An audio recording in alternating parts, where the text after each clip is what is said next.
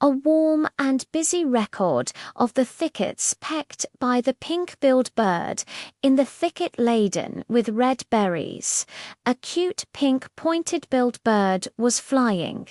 Its name was Jew. The feathers of the cuckoo are like the petals of a pink rose, soft and fluffy. Its pointed beak is as if it has been coated with rouge, thin and dexterous. When its wings flap, they look like two pieces of pink clouds. When it sings dearly, dearly, it is even more pleasant than wind chimes. Aunt Cuckoo always says the cuckoo is a little expert in thickets. It has a sharp beak and dexterous hands, and its heart is sweeter than berries. That early morning, little hedgehog Kuki got her claws entangled by the spines of wild roses and shrank straight in pain. Duo hurriedly flew over, gently lifted the tip of the thorn with its sharp beak, and then pecked out a soft dandelion fluff to wipe Kiwi's wound. Kuki, don't move around. It'll be fine soon. Kuki shook its paws and nudged the berries, saying, "Thank you, Ju. Your mouth is more dexterous than a small pair of tweezers. It doesn't hurt at all." In the morning, when the sun rose, little squirrel Tao found that there were too many nutshells in the tree hole, blocking the opening and making it smaller. Ju immediately flew over to help, pecking out the broken shells piece by piece with his sharp beak and arranging the whole nuts neatly. Tao held the nuts and smiled. "Sister Duo, your mouth is more effective than a little broom. The tree hole is much fresher." At noon, the buzzing wings of the little bee got stuck in the spider web, and it was so anxious that it was spinning around on the branch. Duo flew over carefully, gently pecking through the spider silk with its sharp beak. Its movement was as light as blowing a breath. "Buzz, don't panic. I'll save you." Buzzing with dry wings, it flew around pecking. "Thank you, pecking. Your mouth is even more powerful than a pair of scissors. I can gather honey again." In the afternoon, Duo, a little girl from the neighbor's house, came to the shrub to pick berries. She wanted to find the reddest and sweetest one, but she always couldn't reach the higher one. Ju read her mind, flew to the highest branch, and gently pecked off the ripe berries with his sharp beak, landing them precisely in the small baskets one by one. Duo held a handful of berries and said, "Ju, you are really my little helper. These berries are sweeter than candies." In the evening, a light rain began to fall from the sky. Juo remembered that the newly built bird's nest had not yet been laid soft. It quickly flew deep into the thicket, picked up fine dry grass and feathers with its sharp beak, and spread them layer by layer in the nest. It also pecked a large leaf at the edge of the nest as a rain shield. When the raindrops fell, Juo's little nest was warm and cozy, not wet at all. The setting sun dyed the thickets a warm pink. The friends gathered under the branches and held a small sharing session. Kuki brought the reddest berries, Tao presented plump nuts, and Duo brought sweet millet. Pecking at the millet, he sang a cheerful song, which filled the entire thicket. "Aunt," Cuckoo said, "the sharp beak of a cuckoo is capable, but a heart that is willing to help others is even more precious."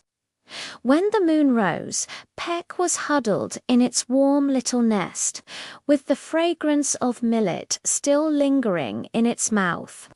Because of the pecking of the pinkbill, this small thicket has become more lively and reassuring. Such days are more delicious than sweet berries and more blissful than pink feathers. The warm song of the forest, with pink birds chirping in the forest full of pink cherry blossoms. There is a soft pink bird flying, chirping. Shoo-shoo's feathers are like crushed cherry blossom petals, pink and shiny. Her round eyes are like two black agates. Her wings flap up like little pink fans. When she sings, her chirp-chirp sounds like silver bells. The sparrow mother always says, Shoo-shoo is the little singer of the forest. She is cute, and her heart is sweeter than cherry blossom honey.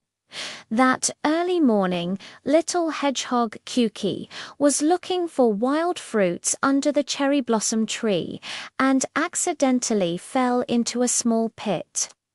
She was so anxious that she made a woo sound.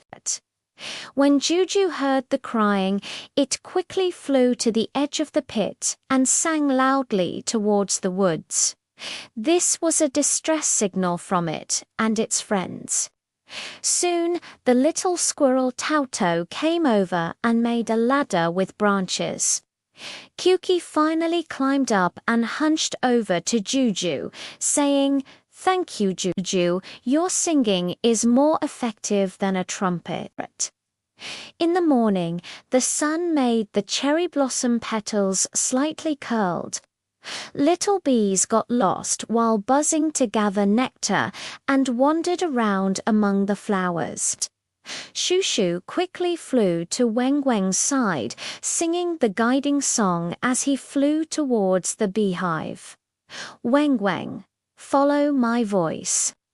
Buzzing followed the singing and soon found its way home, flying around Shoo-shoo. Thank you, Shoo-shoo.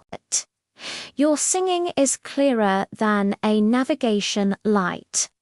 At noon, the little girl Duwadwa from the neighbor's house came to the woods to pick cherry blossoms, wanting to make cherry blossom bookmarks, but she could never reach the petals at the top. Shoo-shoo saw through Duo's thoughts and flew to a high branch. With her sharp little beak, she gently pecked off clusters of cherry blossoms, allowing the petals to fall into Duo's hands like pink snowflakes. Duo held the petals and smiled. Juju, you are such a considerate little helper. The cherry blossoms are so beautiful. In the afternoon, the concert of Little Cricket Lely was about to start, but there were very few audience members. Shoo-shoo took the initiative to act as a promoter, flying round in the woods and singing a cheerful invitation song. When the little animals heard the beautiful singing, they all came along with the sound. Soon, the lawn was filled with spectators. Lely excitedly shouted to Shoo-shoo, "Thank you, Shoo-shoo. Your singing is more effective than posters." In the evening, dark clouds drifted from the sky. Choo-choo thought of the little bat Hey that lived in a tree hole. Its entrance was not blocked. Shoo-shoo quickly found a few large Polonia leaves, fixed them to the entrance of the cave with spider silk, and sang a soothing song to accompany her hey as she waited for the rain to stop. When the raindrops fell, the tree hole was extremely dry.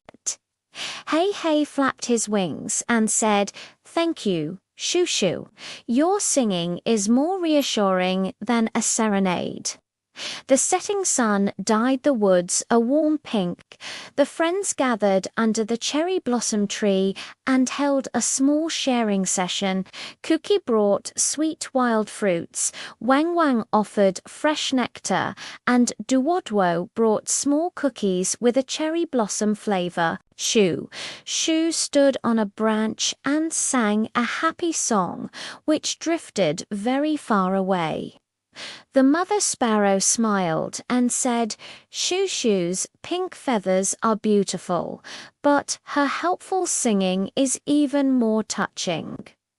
When the moon rose, Shu was curled up in the warm bird's nest, with cookie crumbs still sticking to the corners of his mouth. Because of the chirping of pink birds, this cherry blossom forest has become more lively and warmer. Such days are sweeter than cherry blossom honey and make people feel happier than pink feathers. The little heroes of the grass with tiny yellow ants in the grass after the rain. There crawled a golden little ant. Its name was Lily. Lily's body is as shiny as if coated with honey. Her antennae are as thin as silk threads. When she runs, her 6 little legs dagger as fast as a small motor. She always likes to carry food that is twice her own size. The ant captain always says Lily is the little sun of the team. Although she is small in size, she has the best strength and heart.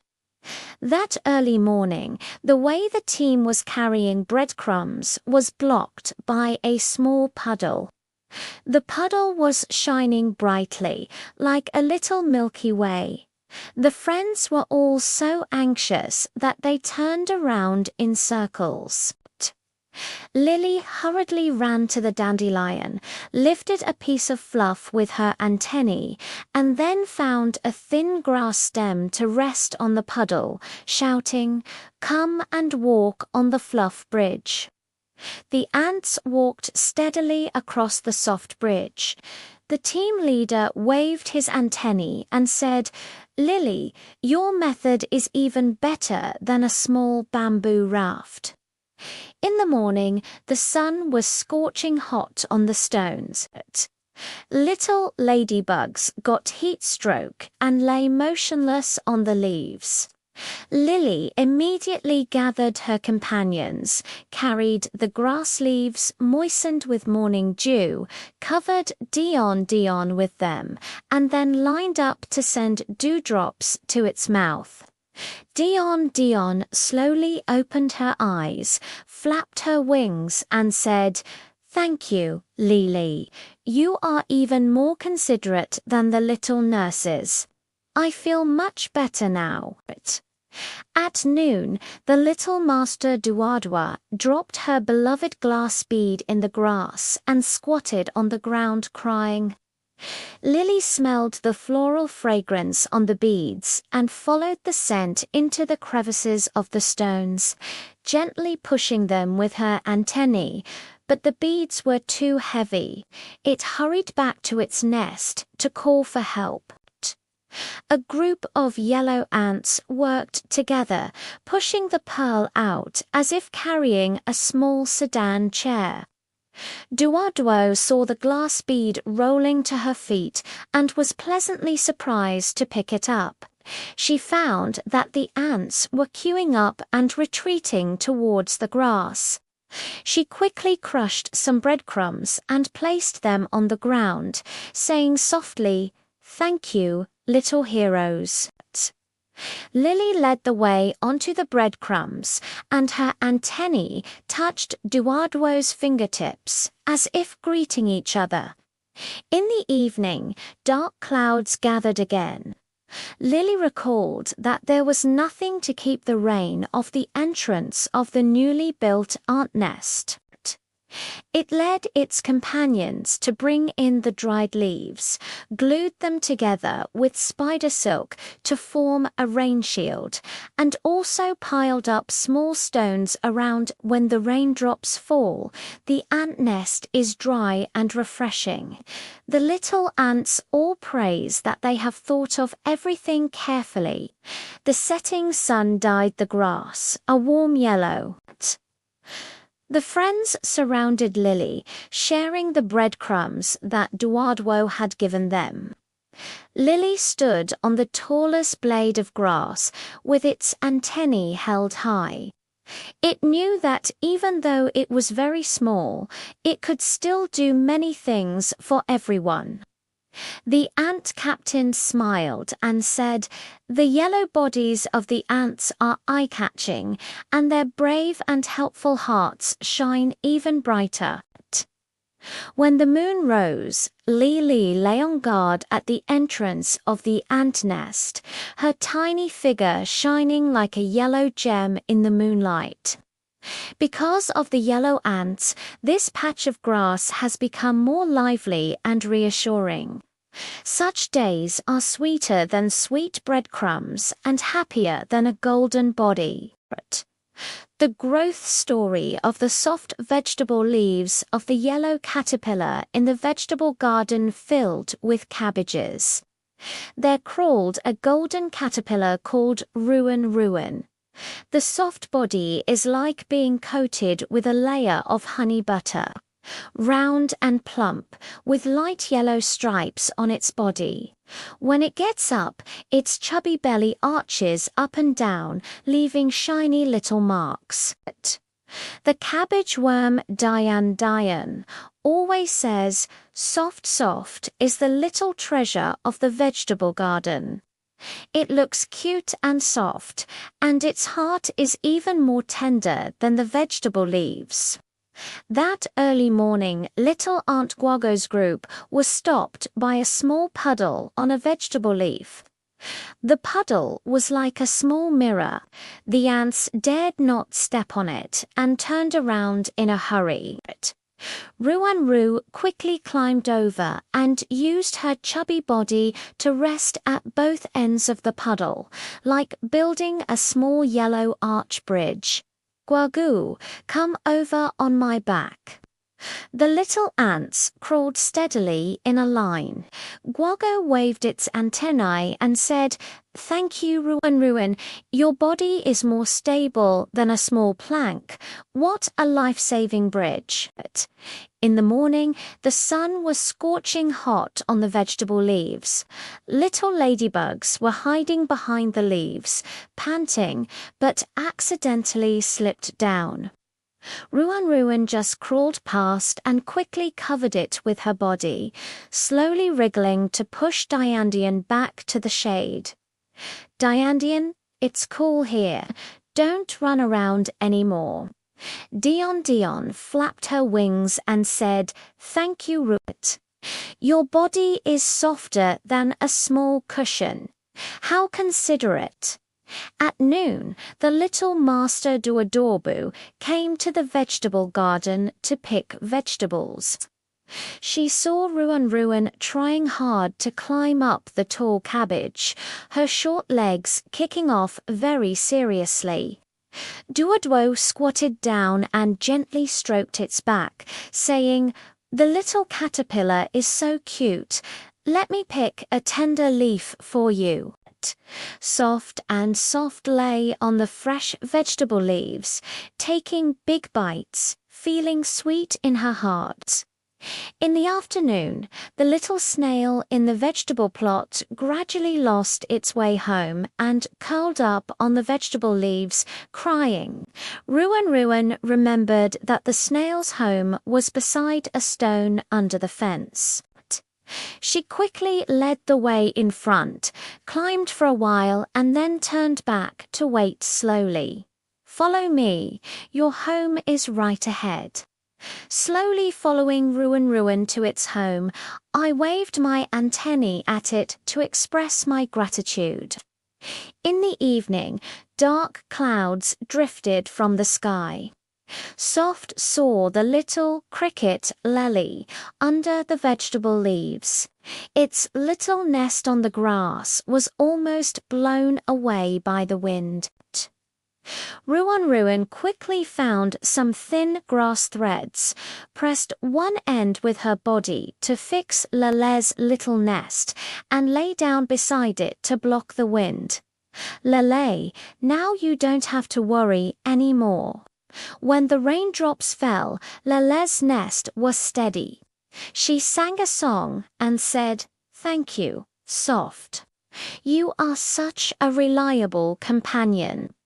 The setting sun dyed the vegetable garden a warm yellow. The friends gathered around Ruan, sharing their food. Guaguo brought breadcrumbs, Diandian picked up dewdrops, and Duadwo placed the tenderest vegetable leaf. Soft lay among the vegetable leaves, eating until her stomach was round and her heart was warm. The cabbage worm Dion said, "The soft yellow body is lovely, but the helpful heart is even more precious." When the moon rose, Ruan found a wide vegetable leaf to use as a blanket and curled up into a small yellow ball to fall asleep. It dreamed that it had grown colorful wings and was flying above the vegetable garden. Because of the yellow caterpillar Ruan, this small vegetable garden has become warmer and more lively. Such days are more delicious than the tenderest vegetable leaves, and more delightful than the golden bodies. The warm and fun story of the little raccoon washing in the stream beside the clear stream lived a chubby little raccoon named Shishi. Zixie's fur is grayish-brown. There are black little eye patches around her eyes, making her look as if she were wearing sunglasses. Her paws are pink and tender, and she is very flexible. No matter what she gets, she always runs to the stream to wash it. The mother squirrel always says Zixie is a little cleanliness freak by the stream. She looks cute and is especially careful when helping. That early morning, little hedgehog Kuki picked up a shiny wild fruit in the grass, but it was covered in mud all over. She saw this and quickly pulled QQQ to the stream. He used his paws to hold the water and help it wash the wild fruits. He also wiped the mud off QQ's back. It tastes good only when it's clean. QQ bit the sweet wild fruit and said, "Thank you, Zixie. Your claws are more useful than a small brush. Wild fruits are so sweet." In the morning, the sun made the stones warm. A group of little ants, Guaguo, passed by carrying breadcrumbs. The breadcrumbs were covered with sand and felt uncomfortable. Shishi quickly squatted down, gently took the breadcrumbs with her paws, shook them. "It doesn't hurt your teeth now." Guagu waved her antennae and said, "Brother Shishi, your claws are even more ingenious than small sieves, so consider it." At noon, the little master Duaduo came to the stream to draw. Accidentally, she dropped her paintbrush into the water, and the bristles got tangled up. When Shishi saw this, she quickly jumped into the shallow water area, scooped up the paintbrush with her dexterous claws, and gently combed through the bristles in the stream, as if giving the paintbrush a bath. Duadwo took the clean paintbrush and said with a smile, Shishi, you are such a capable little helper. The paintbrush can be used again. In the afternoon, little fox Hong Hong caught a small fish, but she thought it had a fishy smell. She pulled Hong Hong to the stream, taught it to wash the little fish with clean water, and also helped it find fresh leaves to wipe its hands. Wash it, and the fishy smell will go away.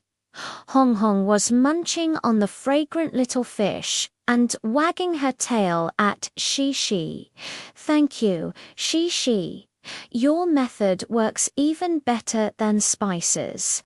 The little fish is so delicious. In the evening, dark clouds drifted from the sky. She thought of the little bat Hai, who lived in a tree hole. There were quite a few fallen leaves accumulated at its entrance. She hurried to the tree hole and swept the fallen leaves clean with her paws. She also ran to the stream, dipped her hands in clean water and wiped the dust off the hole until it shone brightly.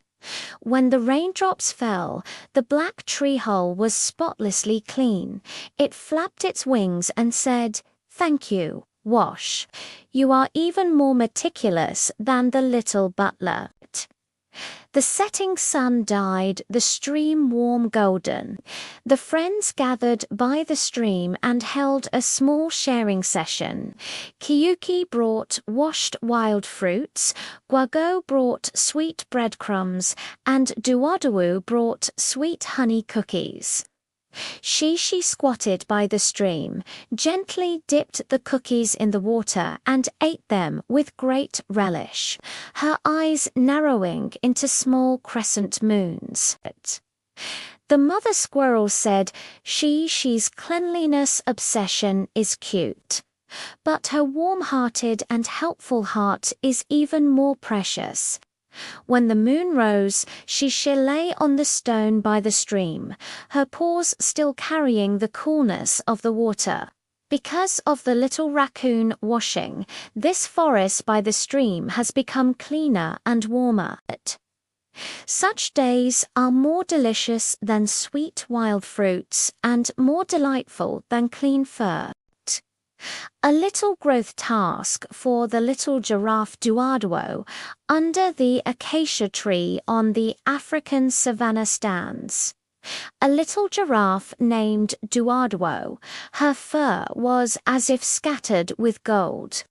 Her neck was thin but always stretched upwards. Her round eyes were like black grapes. When she ran, her 4 long legs wobbled back and forth, just like a swaying little swing. Mum said Duoduo has grown up. Try helping Mum pick the tenderest leaf. Duoduo excitedly raised her head and suddenly shot up at the leaf. Ouch! Her neck hit a branch, causing her to frown slightly in pain.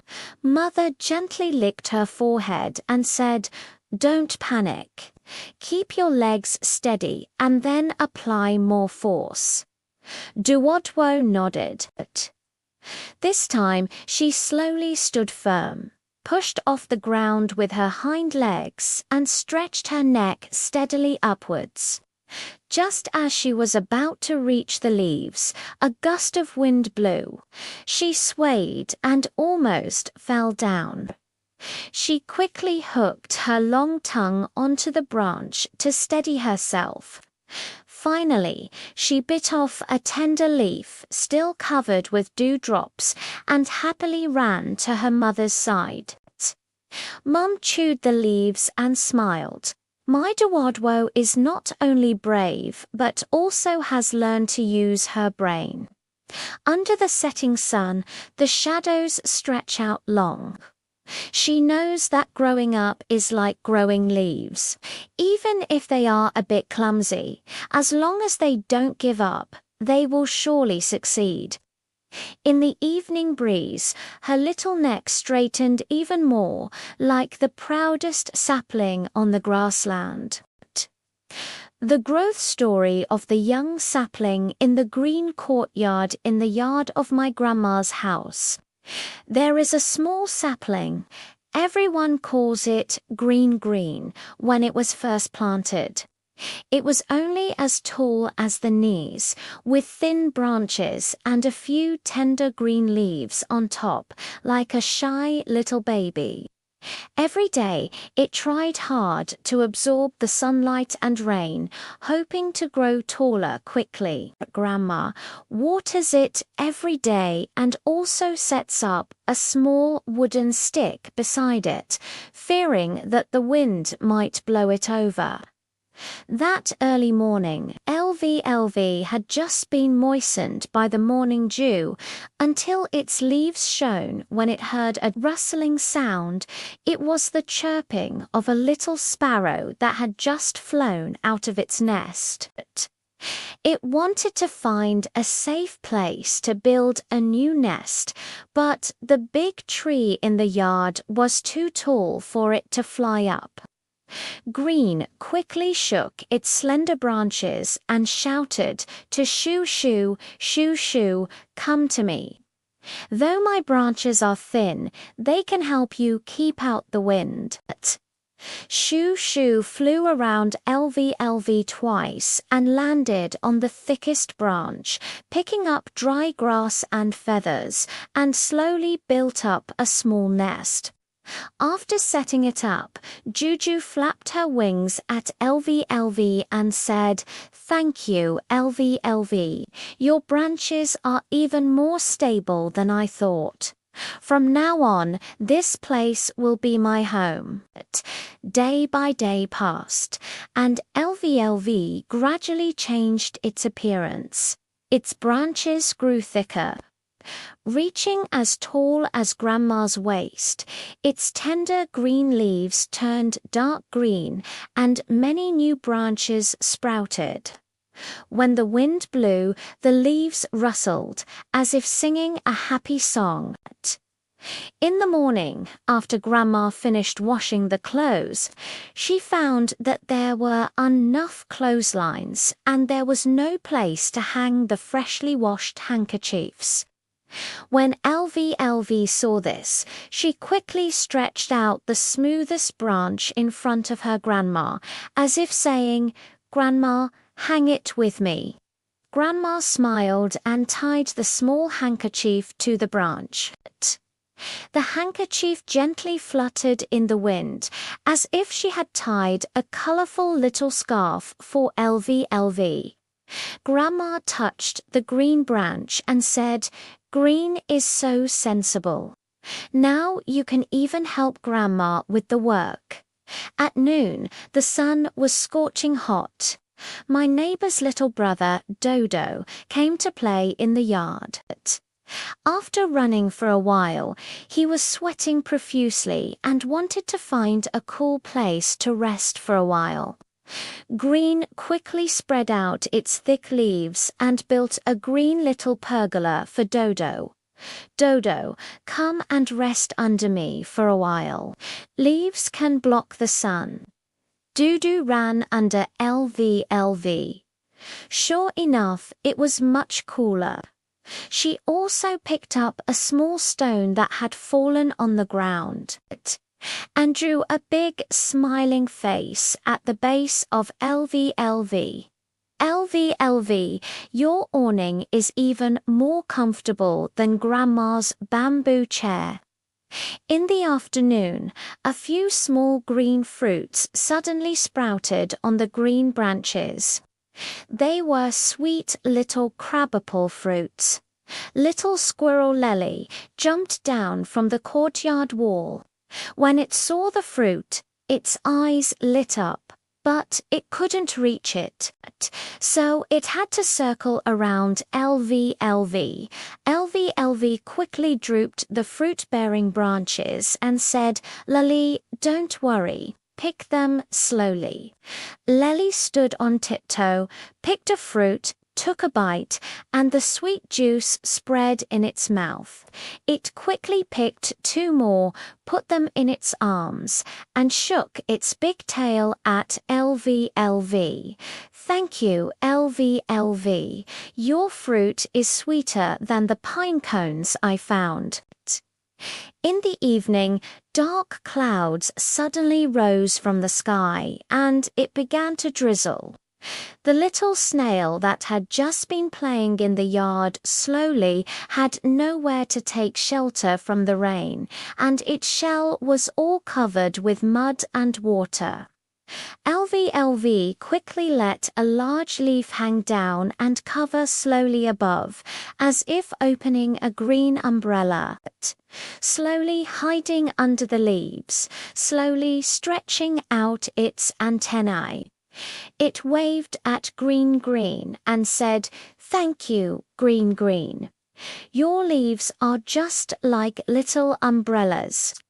Not a drop of rain can get on me." The setting sun dyed the yard an orange-red. Standing in the center of the yard, LVLV watched her companions. Juju was singing in the nest. Dodo was playing with pebbles under the pergola, and Lely was running away with fruits in her arms, slowly resting under the leaves. Her heart felt warm. Suddenly it felt that from a tiny seedling to one that could provide shade-hang things and bear fruit, it was not only for its own growth, but also to help the little birds build nests, dry handkerchiefs for its grandma, shield Dudu from the sun, and share fruits with Lely. It was much happier than standing alone in the yard. It turns out that a tiny sapling, as long as it grows hard, can become a little guard in the yard, bringing warmth and joy to everyone. When the moon rose, LVLV was still standing quietly. The deep green leaves swayed gently in the moonlight, as if guarding every little life in the yard. The courtyard was quiet, with only the rustling sound of the leaves in the wind. Because of LVLV, this small courtyard became more and more lively and warm. Such days were sweeter than the sweet crabbable fruits and more beautiful than the thick leaves. A heartwarming story of a fluffy little rabbit in the forest. In the carrot field at the edge of the forest lived a little rabbit, and everyone called her Rong Rong. She was covered with snow-white fur, as if wrapped in a layer of freshly fallen snowflakes. Her long ears were tinged with a light pink when she ran. Her ears bounced back and forth. With a gentle push of her hind legs, she could jump far away, and even the wind couldn't catch up with her.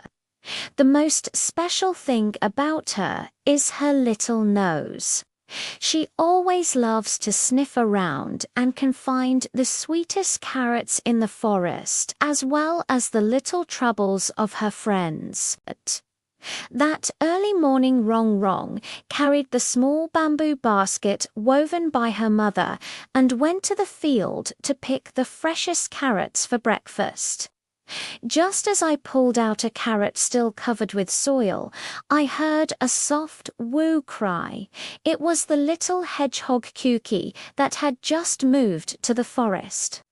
It wanted to send a wild strawberry to its grandma far away, but it didn't know the way to her house, and was afraid that its spines would prick others, so it didn't dare to ask for directions. Rong Rong quickly put down the carrot, jumped to Kiwi's side, and gently touched its thorn with her nose. She knew which thorn wouldn't hurt people. "Don't be afraid, I'll take you there. I know the way." She walked ahead, helping Kuki push away the small branches blocking the way, and from time to time stopped to wait for Kuki, fearing that it might not keep up. When passing by the stream, Rong Rong found a big lotus leaf, asked Kuki to sit on it, and pushed the leaf across the stream herself. It wasn't long before we arrived at Kui's grandma's home. Kayuki was holding wild strawberries and waved her little paws at Rong Rong, saying, "Thank you, Rong Rong. Your ears are more conspicuous than a small flag. I won't get lost at all following you." In the morning, as the sun rose slowly, Rong Rong was jumping around the dandelion bushes when she saw the little squirrel lady squatting on a branch, worried. The cloth bag it used to hold pine cones had a hole, and the pine cones were scattered all over the ground. If they were blown away by the wind, there would be no food to eat in winter. Rong Rong quickly jumped over, used her soft down to catch the scattered pine cones, and handed the small bamboo basket to Lely. "Let S put them in my basket first. Mum said this basket is very sturdy." Lalube put the pine cones into the basket and deliberately picked the biggest one to give to Rong Rong Rong. "This is for you as a snack. Your basket is much more useful than my cloth bag." At noon, the sun was scorching. The little sparrows that had just learned to fly chirped, their wings drooping from the sun. They landed on the grass and couldn't fly, chirping anxiously. But Rong Rong quickly jumped to Juju's side and blocked the sunlight with her big ears, like opening two small white umbrellas.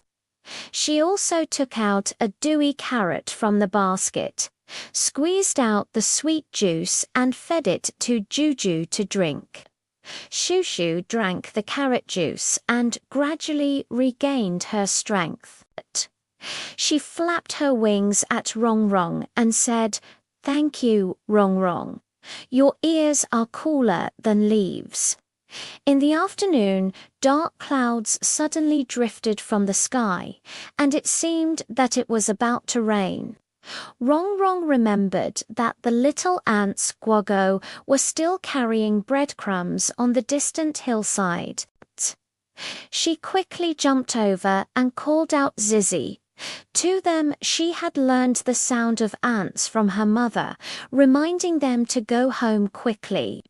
He also helped the fruit put the breadcrumbs into the small bamboo baskets and sent them back to the ant nest. Guoguo shook its antennae at Rong Rong and put a small piece of breadcrumbs in the basket, as if giving her a small gift. In the evening, the setting sun dyed the forest orange. Dread Rong Rong was sitting in the carrot field, surrounded by Kuki, Lele, and Juju.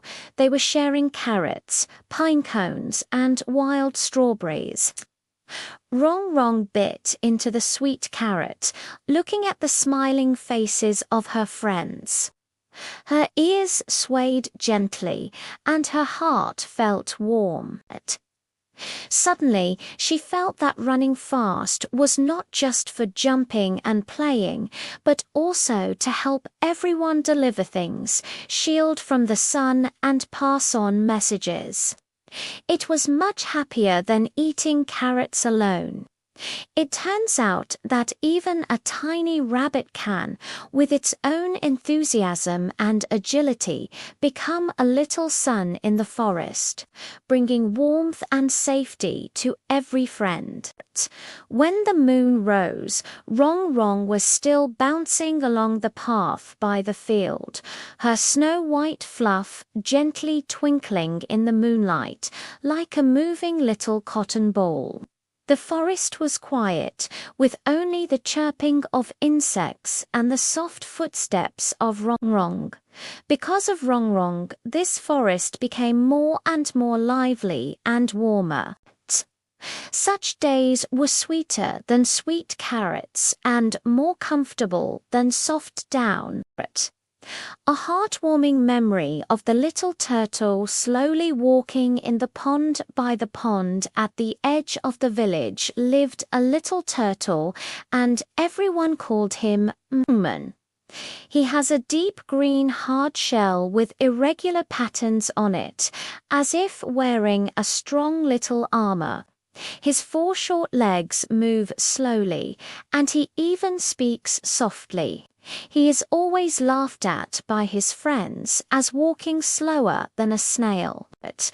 But he was not in a hurry at all, because he knew that taking it slow could help him discover more beauty and also quietly solve small troubles for everyone. One early morning, I was slowly carrying my shell on my back on the grass by the pond, looking for tender grass to eat. Suddenly, I heard a soft cry of Gigi. It was the little sparrow Shoo Shoo that had just learned to fly. It had accidentally fallen off a branch. Its wings were a bit sore and it couldn't fly back. It was also afraid of being discovered by a passing kitten. Slowly and quickly crawl over, gently lift the hard shell a little, and say to Juju, "Hide in my shell quickly. It's safe here." Shoo Shoo burrowed into its shell. Warm and soft, the shell was lined with slowly picked dry grass, not afraid at all. After the cat left, slowly climbed to the big tree and let Shoo Shoo climb up the branch along his shell. Shoo Shoo flew into the bird's nest and flapped her wings at Mungman, saying, "Thank you, Mungman. Your shell is safer than a tree hole. Even though you walk slowly, you are really reliable." In the morning, the sun was slowly rising. Little Aunt Guago and her friends were carrying breadcrumbs. When they passed by a small puddle, they were at a loss. The puddle was too wide for the ants to jump over, and they would have to take a detour for a long time. After seeing it slowly, he quickly climbed over and gently placed his shell at both ends of the puddle, like building a small stone bridge. "You all go over my shell.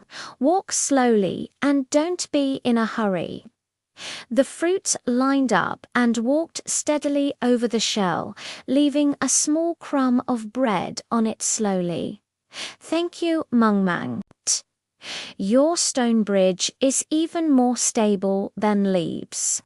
It doesn't matter if it's a bit slow. We'll be waiting for you." At noon, dark clouds suddenly rose from the sky and it began to drizzle. The little crab Kyunjian, which had just been playing by the pond, had a shell that was too small to keep out the rain, so it had to huddle in a crevice of a stone and tremble. Slowly and quickly crawled over, using his big shell to block the top of the crevice of the stone, like opening a green umbrella. "Jianshan, hide under me. The rain won't get you wet." Kyunjin emerged from the crack and hid under Mungmung's shell. She also shared the small snails she had found with Mungmung. "Thank you, Mungmung. Your shell is bigger than mine. It's so warm to hide here." In the afternoon, while swimming slowly in the pond, I found that the little carp Lele was lost. Lele came out to play with its mother and accidentally got lost. It was pacing around in the pond, so anxious that it kept blowing bubbles. Mungman wasn't in a hurry at all. While swimming slowly with Lele, he helped it look for its mother's figure. Mungman remembered that there was a red fish scale on Lele's mother's body. After swimming for quite a while, I finally found Lele's mother by the lotus flower bed. Lele threw herself into her mother's arms and turned around, wagging her tail at Mungmung. "Thank you, Mungmung. Although you swam slowly, you helped me find my mum. It was even more effective than being a little faster." In the evening, the setting sun dyed the pond orange red, slowly lying on the stone by the pond, basking in the warm sun, surrounded by Shushu, Guo, Guo, Jian, Kion, and Lala. They shared tender grass, snails, and breadcrumbs. Chewing the tender grass slowly, looking at the smiling faces of my friends, with a few small petals still adhering to the shells, my heart felt warm.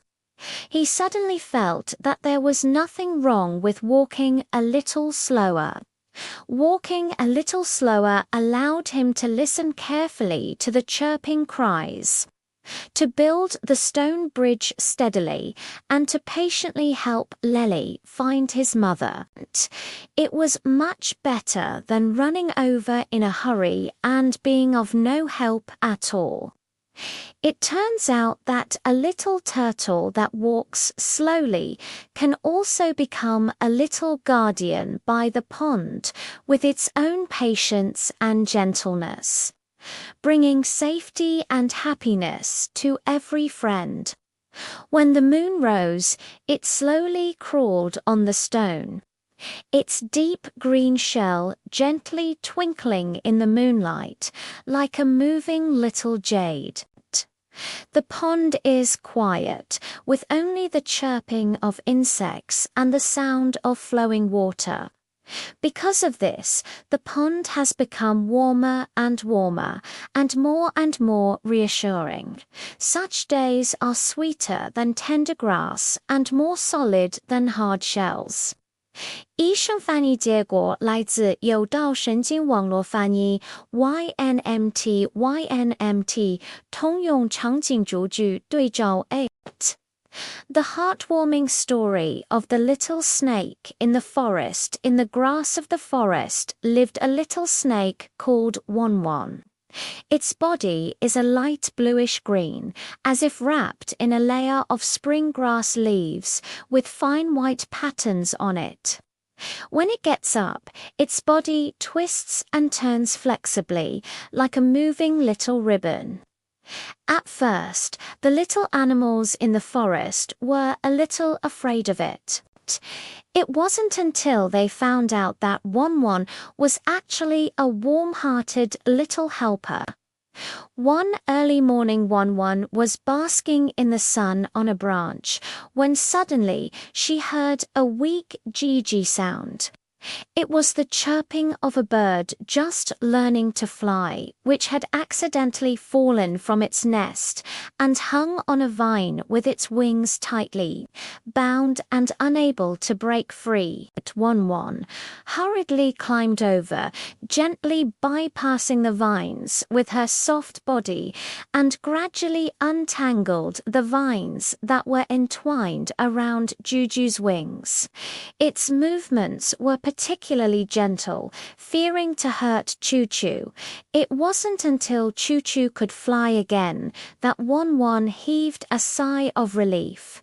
Thank you, Wanwan. Choo-Choo flew around Wanwan twice and gave it a sweet red fruit. In the morning, Wanwan was drinking water by the stream when she saw the little squirrel Gogo squatting on a stone, worried. It wanted to carry the nuts it had found home, but there were too many to fit in its pocket, and they rolled all over the ground. Wanwan's eyes lit up. She coiled her body into a round little basket and asked Guoguo to put the nuts in the middle of her body. It held the nut steadily and climbed back into the tree hole with Guoguo, not even dropping a single nut. Guoguo said emotionally, "Wanwan, your body is even better than my little pocket." At noon, a gentle wind suddenly blew in the forest, carrying the scarf that Grandma Rabbit had sun-dried on the branches onto the high tree branches. Grandma Rabbit, standing on tiptoe, couldn't reach it and sighed anxiously.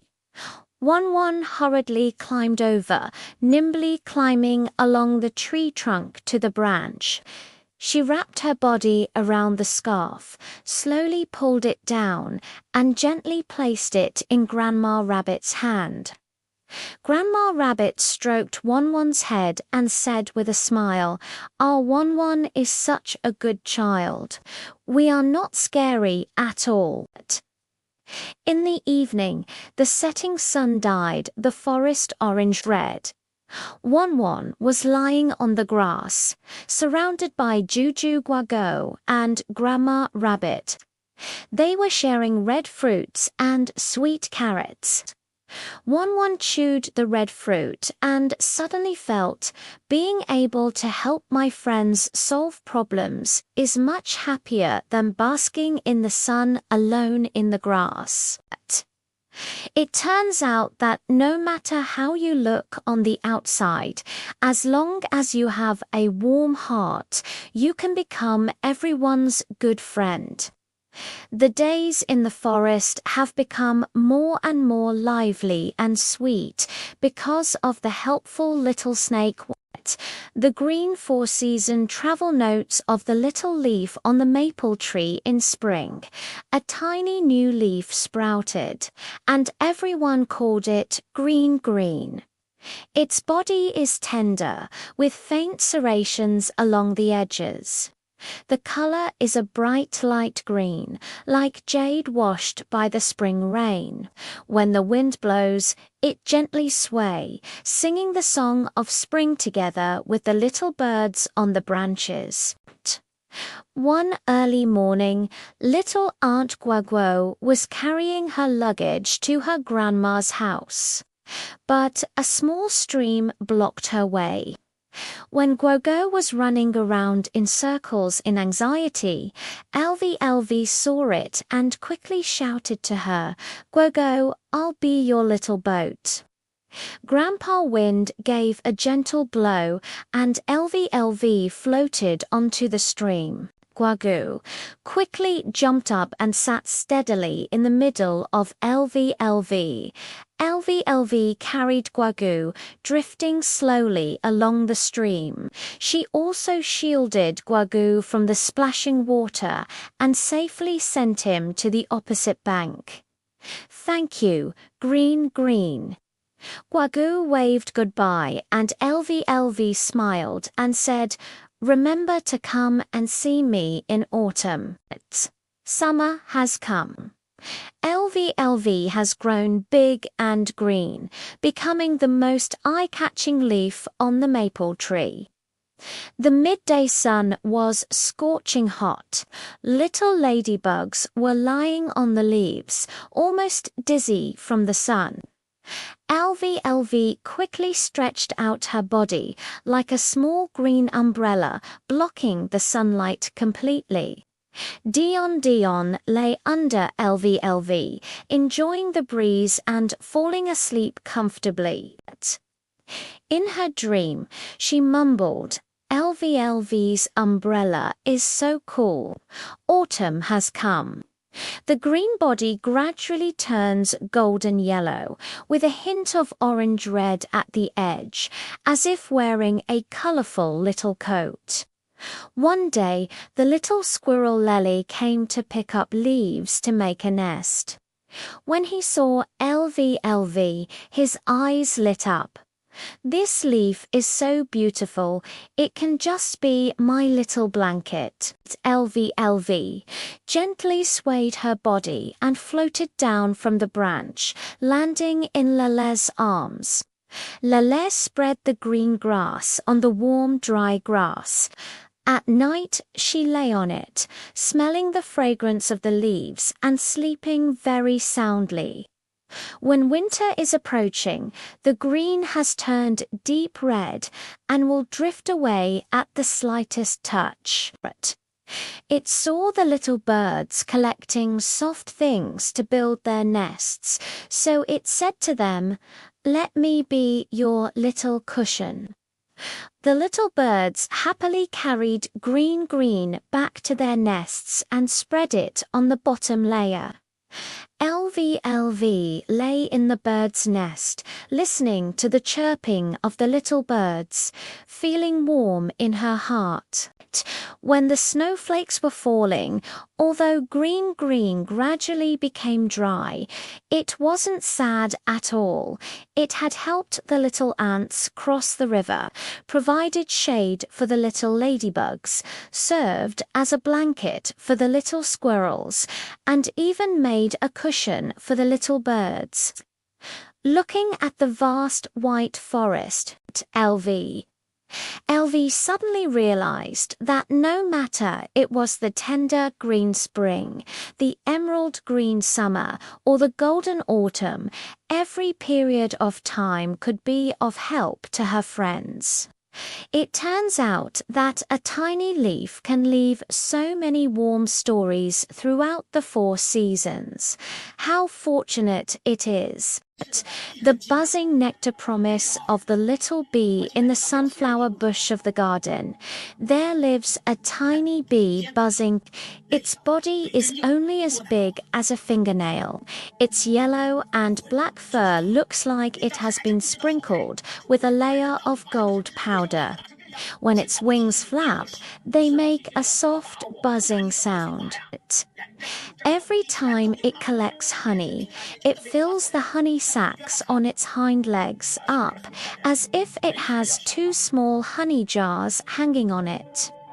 That early morning, as soon as the sun had warmed the petals, Wang carried his little honey pot out.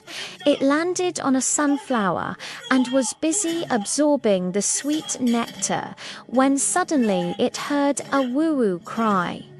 It was the little butterfly Lily. Its wings were wet by dewdrops and stuck to the dandelion fluff, and it couldn't break free no matter how hard it tried. Wang immediately stopped collecting honey, flew around the dandelion twice, then gently plucked off the fluff, stuck to its wings with its little paws, and flapped its wings to dry the moisture for Lele. Thank you, Wang. Lails flapped her wings and flew up, even pointing at the rose bushes not far away for Wang. The nectar there is sweeter. It buzzed to the rose bushes and indeed smelled a strong fragrance of flowers. In no time, it was filled with honey. When passing by the ant's home, it saw the ants carrying breadcrumbs larger than itself, sweating profusely. Buzzing quickly fell, squeezing out a small drop of nectar from the honey sac and dropping it onto a leaf. Taste this quickly, replenish your strength. The ants surrounded the nectar and ate happily. When the sun was about to set, Buzzing, carrying a full sack of honey, flew back to the beehive. The queen bee tasted the honey it had collected and said with a smile, "The honey collected by Wang is the sweetest." I buzzed my antennae, my heart sweeter than honey. It turns out that not only can gathering honey bring happiness, but helping friends solve problems can also bring double the sweetness. The Underwater Guide of Little Fish Bubble in the Azure Underwater World. There lives a little goldfish named Bobu. Its scales are golden and shiny, as if sprinkled with a handful of broken gold. Its tail is like a transparent little fan. When it swims, it paddles the water with a swish, swish, swish sound, and behind it follows a string of shiny little bubbles. Even the corals on the seabed like to sway their branches towards it, because the bubbles are known as the living map of the seabed, knowing every coral cluster and every reef inside out. One early morning, Baobo was chasing little shrimps among the seaweed when suddenly he heard a woo cry. It was Yoyu, a little seahorse that had just moved to the bottom of the sea. It came out with its mother to look for food, but got lost after a few rounds. Looking at the unfamiliar rocks around, it was so anxious that its tail hung down. Bubble swam over quickly and gently touched Yoyu with its fin. "Don't worry, I'll take you to find Mum." It remembered seeing its mother's seahorse near the rainbow coral cluster in the morning, so it took Yoyu to swim towards the coral cluster. While swimming, it introduced to Yoyu, "Look, that's the luminous jellyfish sister. That's the shell grandpa who can play hide, dash, and dash seek. ... It wasn't long before the mother seahorse swam over in a hurry and slowly threw herself into her arms. The mother seahorse wagged her tail at the bubble as if saying, "Thank you so much."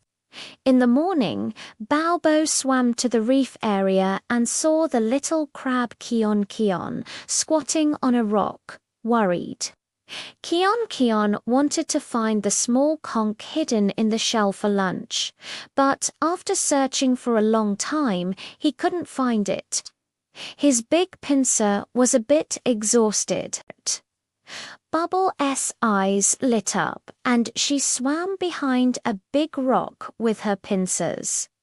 "I know there are many shells hiding conchs here." It gently pushed aside the seaweed with its tail, and indeed a pile of shells with patterns was exposed. The pincers happily opened the shells with their pincers and gave the biggest conch to the bubble. "This is for you. Thank you for helping me find food." At noon, a small current suddenly came to the bottom of the sea, carrying the little starfish Xing to the deep sea area. Xing was so scared that it clung tightly to the reef and dared not move. When Bobo noticed this, he quickly swam over, blocking the water flow with his body. He also found a few small fish to swim slowly around the stars, guiding the water to the nearby spot. The star was finally able to slowly crawl back to the shallow water area. It winked at the bubble and turned its brightest corner towards it, as if giving it a little star. In the evening, the setting sun filtered through the sea, dyeing the seabed a warm orange-red bubble, sat beside the rainbow coral cluster, surrounded by Yoi Jianshan and Xing, sharing conchs and sweet seaweed. Bo chewed on the seaweed, looked at the smiling faces of his friends, and gently paddled his tail in the water. Suddenly, he felt that being everyone else's underwater guide and helping his friends solve problems was even more enjoyable than chasing after little shrimps to play. It turns out that even a tiny fish can, through its own familiarity and friendliness, become a little sun in the underwater world, bringing warmth and joy to every friend. Such underwater life is even more dazzling than golden scales and more delicious than sweet seaweed.